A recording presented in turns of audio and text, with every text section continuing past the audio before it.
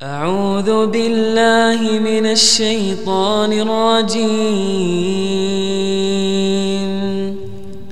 بسم الله الرحمن الرحيم.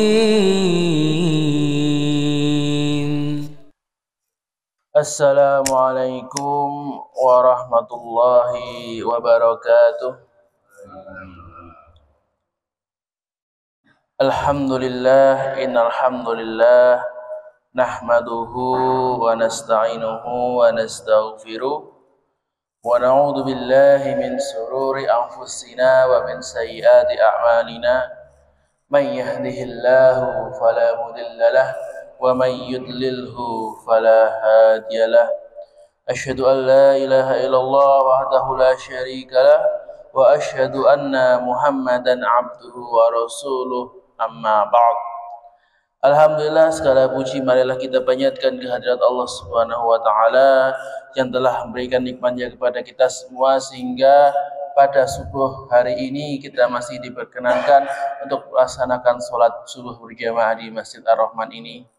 Shalawat salam selalu kita haturkan kepada junjungan kita, uswah hasanah kita Nabi Muhammad sallallahu alaihi wasallam, kepada seluruh keluarganya, para sahabatnya, para tabi'in, para tabi'ut tabi'in, dan semoga kita semua selalu menjadi bagian dari pengikut beliau sampai hari kebangkitan kelak. Amin amin ya rabbal alamin. Jemaah rahimani wa rahimakumullah, di pertemuan yang lalu kita sudah membahas bagaimana Allah memberikan hukuman kepada orang-orang yang berbuat dosa, di mana hukuman itu dibagi menjadi dua, yaitu hukuman syariah, hukuman syariah berupa hukuman yang tertulis di dalam Al-Quran dan hadis yang dilaksanakan oleh pemerintahan, yaitu berupa hukuman pidana atau had ataupun berupa hukuman perdata atau kafarat. Nah, hukuman yang selanjutnya adalah hukuman qadariyah. Hukuman qadariyah itu adalah hukuman yang dari namanya qadariyah itu takdir. Nah, berarti hukuman yang datangnya itu langsung dari Allah. Allah sendiri yang menentukan hukumannya, Allah sendiri yang menjatuhkan hukuman tersebut kepada para pelaku dosa. Dan hukuman ini bisa berbeda-beda, tergantung dari tingkat kejahatannya, niatnya, partisipasinya di dalam perbuatan dosa tersebut. Dan beda dengan hukuman syariah. Kalau hukuman syariah itu kan ya hanya bisa dijatuhkan kepada orang yang sudah terbukti atau mengaku dia terbukti bersalah atau mengaku berbuat salah. Jadi kadang-kadang ada orang yang memang sudah berbuat dosa tapi karena tidak ketahuan atau tidak terbukti maka tidak bisa dihukum. Tapi kalau qadariyah, karena datangnya dari Allah, maka semua pelaku dosa pasti kena hukumannya, tidak ada yang terlewat. Maka hukuman qadariyah ini dibagi menjadi dua, yaitu hukuman bagi hati dan hukuman bagi jasad. Hukuman bagi hatinya bagaimana? Maka Ibnu Qayyim menjelaskan bentuk hukuman hati bagi para pelaku dosa itu dibagi menjadi dua lagi, yaitu yang pertama akan ditimpakan berbagai kepedihan di dalam hatinya. Jadi orang-orang yang berbuat dosa itu hatinya akan dibuat sengsara, dibuat gelisah, hidupnya tidak tenang, tidak bisa bahagia, depresi, dan segala keburukan jiwa yang lain. Maka mungkin kita lihat ada orang yang secara fisiknya sehat, secara hartanya cukup, keluarganya harmonis, tapi dalam hatinya itu rasanya gelisah sekali, tidak tenang, selalu mikir-mikir masalah, kepikiran tanggungan ini, tanggungan itu, harus bayar ini, harus bayar itu, utang ini belum lunas, itu harus dibayar segala macam, sehingga hatinya itu tidak tenang. Kadang ada beban pekerjaan, ada beban keluarga, sehingga depresi, tidak bahagia. Inilah contoh hukuman yang Allah jatuhkan kepada para pelaku maksiat tadi. Beda dengan orang yang beriman. Kalau orang beriman, hatinya itu insya Allah akan tenang, akan bahagia.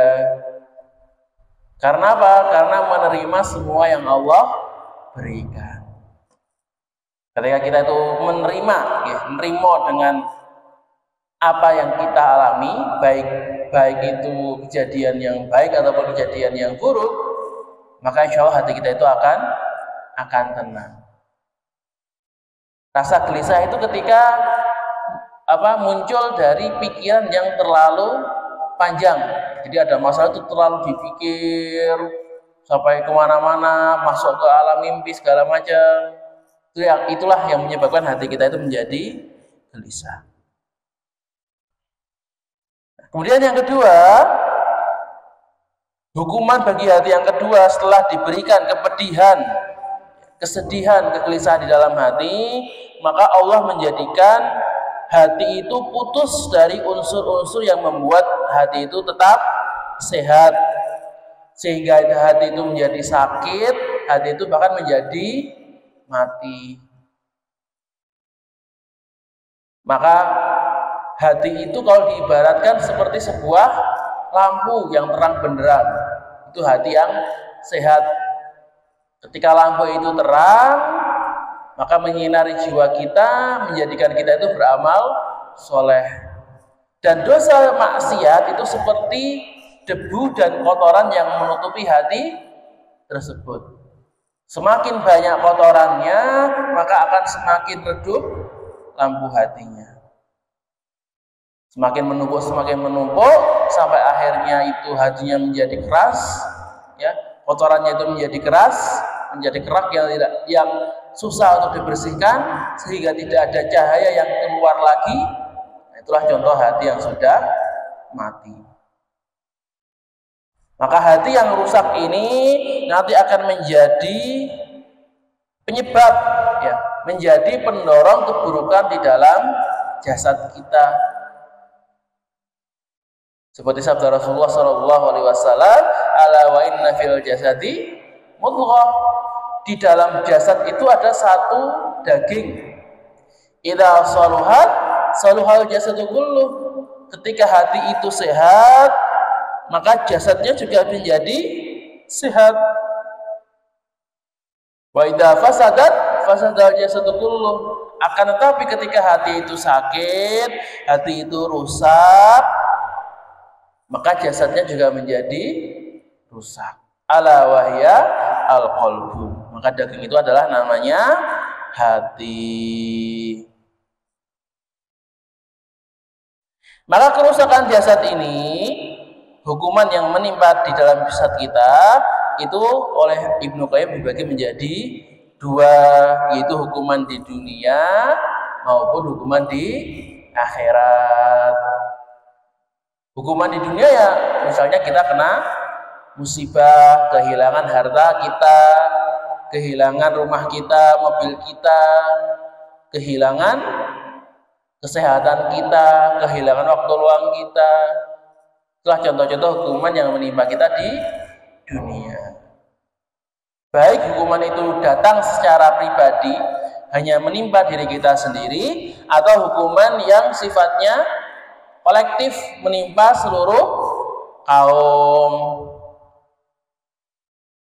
Dan hukuman di akhirat, ya, siksaan yang seperti siksaan di neraka kelak bagi para pelaku dosa.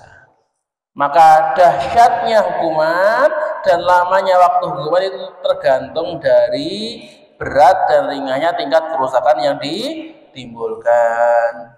Tentu kalau dosa besar, hukumannya lebih besar dibandingkan dosa yang kecil. Dosa yang besar, hukumannya lebih kecil dibandingkan dosa yang paling besar. Dan dosa-dosa yang hukumannya paling berat adalah kesyirikan atau menyekutukan Allah dengan sesuatu. Maka semua hukuman ini Ya, semua kejelekan-kejelekan ini itu semua adalah akibat dari dosa dan hukuman Allah terhadap kita. Allah sendiri yang menyebutkan, wa ma asabakum min musibah, apa saja yang menimpa kalian dari musibah-musibah, fabima kasabat aydikum, maka adalah akibat dari perbuatan tangan-tangan kalian. Wa ma dzalamahumullah walakin kanu anfusahum yadlimun, maka Allah itu tidak akan pernah mendolimi kalian, akan tapi kalianlah yang mendolimi diri kalian sendiri. Maka musibah yang datang itu bukan berarti Allah itu dolim kepada kita. Makanya ada orang yang bilang, wah Allah kok kejam menurunkan musibah, Allah kok tega menurunkan penyakit, menghilangkan harta. Kenapa kok Allah tega? Kenapa Allah kejam? Maka bagi orang-orang yang berkata seperti itu, kita jawab, musibah itu bukan dari kedoliman Allah, karena Allah itu tidak pernah dolim, tidak akan pernah mendolimi hambanya. Maka kalau ketika datang musibah, kejelekan, keburukan, maka semua keburukan itu adalah akibat dari perbuatan kalian. Kenapa kau dapat musibah? Oh, bisa jadi sering berbuat maksiat, sering meninggalkan sholat, malas berpuasa, tidak pernah membayar zakat, akhlaknya buruk kepada sesama. Jangan salahkan Allah ketika Allah itu mendatangkan hukumannya. Lah kamu sendiri yang berbuat dosa, kamu sendiri yang berbuat maksiat.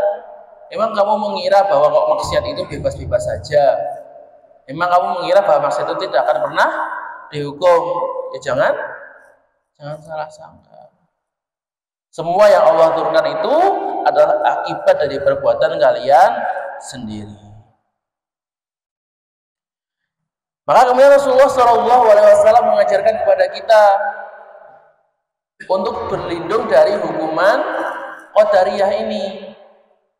Dalam setiap pembukaan pidato, salah satunya adalah kalimat wa na'udzu billahi min syururi anfusina, bahwa ya Allah, kami berlindung kepada Allah dari kejahatan jiwa kami, wa min sayyiati a'malina, dan dari keburukan. Subhana rabbika rabbil izzati amma yasifun wa salamun 'alal mursalin